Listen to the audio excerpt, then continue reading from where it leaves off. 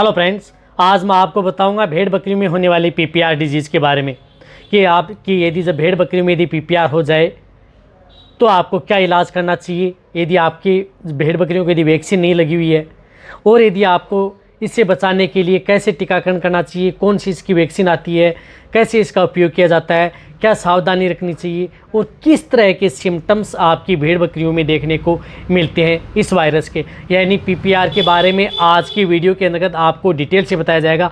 Video लंबी भी होगी, वीडियो को स्किप करके मत देखना, पूरा देखना। सही और सटीक जानकारी आपको पीपीआर के बारे में इस वीडियो के अंतर्गत मिल जाएगी। तो जितने भी जो बकरी पालक, भेड़ पालक इस वीडियो को देख रहे हैं या इस चैनल पर जो अभी नए जुड़े हैं, पहले आप इस चैनल को सब्सक्राइब कर सकते हैं, साथ में बेल आइकन और ऑल वाला ऑप्शन भी आप दबा सकते हैं।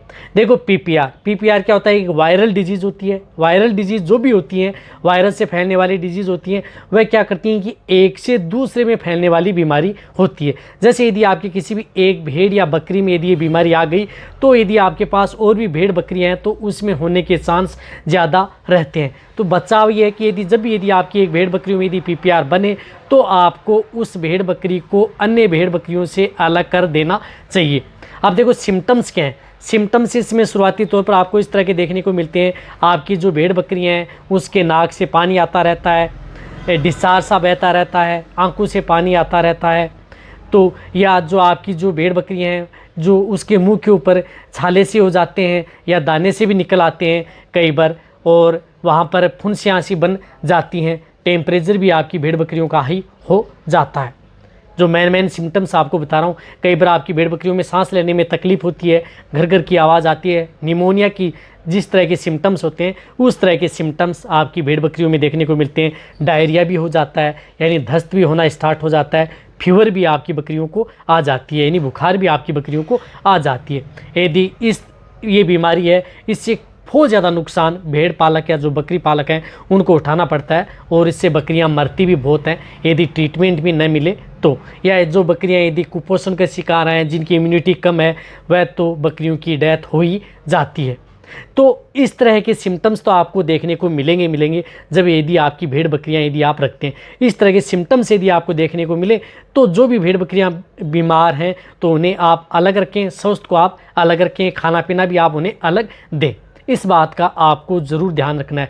रही बात इस तरह की जो भेड़ बकरियों में यदि कहीं पर यदि आप जिस प्रकार से जो भेड़ पालक हैं, बकरी पालक हैं, वह झुंड में यदि बकरियां चराते हैं, उनमें किसी भी तरह की एक भेड़ या बकरी में इस तरह की दिक्कत मिले तो उसे अलग कर देना चाहिए। इस बात का भी आपको ज़रूर ध्यान रखना है।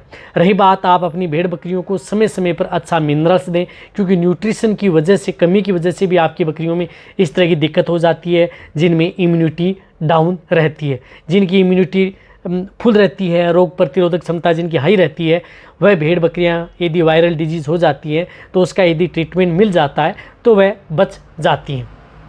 तो इसका बचाव आप जहाँ पर भी रखें अच्छी जगह रखें।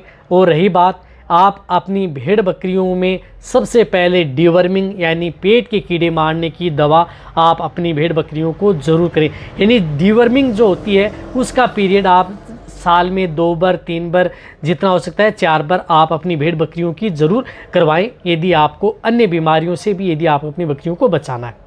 रही बात यदि आपकी भेड़ बकरियों में इस तरह की यदि दिक्कत हो जाती है तो वैक्सीनेशन यानी टीकाकरण ही इसका इलाज है। टीकाकरण तो इसके लिए वैक्सीन आती है, जो इस तरह की जो वैक्सीन आती हैं जो आपको स्क्रीन के ऊपर दिख भी रही है। जो पीपीआर की वैक्सीन आती है ये 100 ml में जो लिक्विड सा आता है ये, और इसके अंतर्गत आता है जो एक पाउडर फॉर्म में आता है। ये मेन जो पीपीआर की वैक्सीन ये पाउडर फॉर्म में आता है।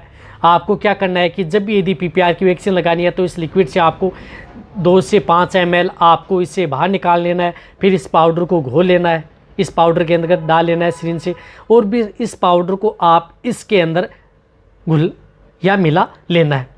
ये क्या होती है कि 100 ml में आते हैं, तो 100 भेड़ बकरियों को आप इसकी वैक्सीन कर सकते हैं जो इंडियन इम्यूनोलॉजी की आती है। इस वैक्सीन की डोज होती है 1 ml पर। जो भेड़ बकरियां होती हैं उन्हें सबकट यानी सबकट आपको उसको लगाएं। रही बात जो ये वैक्सीन होती है, ये वैक्सीन 3 साल में एक बार ही आपकी भेड़ बकरियों की कराई जाती है, यानी पीपीआर की वैक्सीन 3 साल में एक बार लगती है। और कितने बड़ों को, यदि आपके जो भेड़ के बकरियों के बच्चे हैं या भेड़ के बच्चे हैं 3 महीने से ऊपर हो गए, यानी 3 महीने से जो ऊपर हैं, उनको आप सभी को 1 ml, यानी सभी की सेम डोज होती है, छोटे बच्चे हो या भेड़ बकरियां हो, सभी की सेम डोज होती है, 1 ml सबको ये वैक्सीन लगती है। रही बात जो प्रेग्नेंट बकरियां हैं, उनको भी आप पीपीआर की वैक्सीन करवा सकते हैं, उनके लिए भी ये सेफ रहती है। ये तो रही बात वैक्सीन की। तो वैक्सीन आप अपनी भेड़ बकरियों को यदि इनसे बचाना है तो वैक्सीनेशन यानी टीकाकरण होना बहुत ज़्यादा ज़रूरी है। तो टीकाकरण आप अपनी भेड़ बकरियों का करवा लें यदि आपको इस तरह की बीमारियों से यदि बचना है, वरना आपको सबसे बड़ी बीमारी या सबसे ज़्यादा नुकसान इस बीमारी से उठाना भी पड़ता है। एक और मैं बताना चाहता हूं कि जब भी यदि आप, बहुत से लोग हैं जो ट्रांसपोर्टेशन करते हैं, यानी एक स्थान से दूसरे स्थान पर भेड़ बकरियों को लेकर के जाते हैं, जिस तरह से आप राजस्थान से यूपी, एमपी, गुजरात, बहुत सी महाराष्ट्र लेकर के जाते हैं, तो वहाँ का एनवायरनमेंट चेंज होता है। तो इसलिए आपके पशु में जो ये वायरल होता है, कई बार तो रास्ते के अंदर ही हो जाता है, जिन भेड़ बकरियों की इम्यूनिटी डाउन होती है, वेदर चेंज होता है। तो इसलिए आप जहाँ से भी यदि आप जो बकरी पालक हैं, भेड़ पालक एक स्थान से दूसरे स्थान पर इनको लेकर के जाते हैं, तो पहले इनकी वैक्सीनेशन करवा लें। वैक्सीनेशन कराने के 14 दिन बाद आप कहीं पर भी यदि आपको ये लेके जाने हैं तो आप लेके जा सकते हैं, बहुत सेफ रहेंगे। आपकी जो बकरियां हैं, भेड़ हैं, वो स्वस्थ रहेंगे, नहीं आपकी इस बीमारियों की चपेट में आएंगी। तो वैक्सीन पहले ही लगवा लें जहाँ पर भी आप खरीदते हैं, और 14 दिन बाद में आप उनको एक स्थान से दूसरे स्थान पर लेके जा सकते हैं। ये भी आपको अच्छी तरह से आप समझ में आ गया होगा। रही बात इसका ट्रीटमेंट, जब यदि आपकी भेड़ बकरियों में इस तरह की यदि दिक्कत हो जाती है, सिम्टम्स जो मैंने बताए इस तरह की दिक्कत है, तो उसमें एंटीबायोटिक इंजेक्शन है। तो उसके अंतर्गत आप लीवोफ्लोक्सासिन जो एंटीबायोटिक आती है, जिस प्रकार से लीवोफ्लोक्सासिन एंटीबायोटिक है, इस एंटीबायोटिक इंजेक्शन का प्रयोग आप अपनी भेड़ बकरियों में करवा सकते हैं, जो पर ml के अंतर्गत 100 mg लीवोफ्लोक्सासिन आती है। इस इंजेक्शन को आप अपनी भेड़ बकरियों के अंदर 2 ml से लेकर के 5 ml इंट्रामस्कुलर या इंट्राविनस किसी भी रूट से आप लगातार 3 से 4 दिन आप अपनी बकरियों को लीवोफ्लोक्सासिन एंटीबायोटिक इंजेक्शन का प्रयोग अपने नज़दीक पशु चिकित्सक है उससे ज़रूर करवा लें यदि आप अपनी भेड़ बकरियों को बचाना चाहते हैं। यदि पशु चिकित्सक उपलब्ध नहीं है तो आप इस साल्ट की लीवोफ्लोक्सासिन की आप टेबलेट भी आती हैं, उस टेबलेट का भी प्रयोग कर सकते हैं 500 mg के अंतर्गत। उस टेबलेट को भी आप सुबह और शाम आप अपनी भेड़ बकरियों को दे सकते हैं।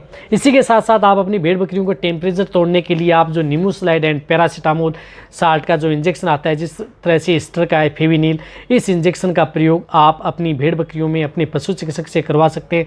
इसकी डोज 2 ml से लेकर के 4 ml इंट्रामस्कुलर आप अपनी भेड़ बकरियों में, ये भी आप कंटिन्यूटी 3 से 4 दिन ये इंजेक्शन भी उसको लगवा सकते हैं। यदि आपकी भेड़ बकरियों में सांस लेने में तकलीफ है, ज़्यादा दिक्कत है, तो आप इसके अंदर आइसोफ्लूइड इंजेक्शन है, आइसोफ्लूपेरिडोन, वह आप उनको 1 से 2 ml आप उनको ये इंजेक्शन भी लगवा सकते हैं। छोटे बच्चे हैं तो 0.5 ml लगा सकते हैं। लेकिन जो वायरल डिजीज़ होती है उसमें कोर्टिकोस्टेरॉइड का कम प्रयोग करना चाहिए, क्योंकि इम्यूनिटी वैसे भी डाउन करते हैं। लेकिन यदि आपके पशु में ज़्यादा दिक्कत हो जाती है तो जो अदर इंजेक्शन लगा रहे हैं उन इंजेक्शनों के साथ आप इस इंजेक्शन का प्रयोग आप अपनी बकरियों में करवा सकते हैं। बहुत ही अच्छा रिजल्ट आपके भेड़ बकरियों में देखने को मिला। ये जो 3 इंजेक्शन है, ये कंटिन्यूटी आप अपनी भेड़ बकरियों में 3 से 4 दिन लगाएंगे तो आपकी बकरियों को रिलीफ मिल जाएगी। ये सबसे बेस्ट रिजल्ट है। वैसे भी यदि क्या है कि जो वायरल डिजीज़ होती है उसका वैसे कोई इलाज नहीं होता, सेकेंडरी ट्रीटमेंट होता है, सेकेंडरी ट्रीटमेंट किया जाता है। सेकेंडरी ट्रीटमेंट होता है तभी आपकी बकरियों को ये रिजल्ट मिलता है। देखो, जहाँ तक हो सकता है मैंने आपको इस पीपीआर के बारे में डिटेल से बताने की कोशिश की है। ये वीडियो अच्छी लगी है नीचे जाके कमेंट में लिखिए। मेरी वीडियो को जितना हो सकता है भेड़ पालक या बकरी पालक हैं उनके साथ आप इस वीडियो को जितना हो उसके शेयर करें। मेरी वीडियो को आप लाइक करें, क्योंकि इस चैनल पर आपको भेड़ बकरियों के बारे में सही और सटीक जानकारी के साथ मेडिसिन के तौर पर भी आपको बताई जाएंगी। इसी तरह से वीडियो देखते रहें। थैंक्स, धन्यवाद।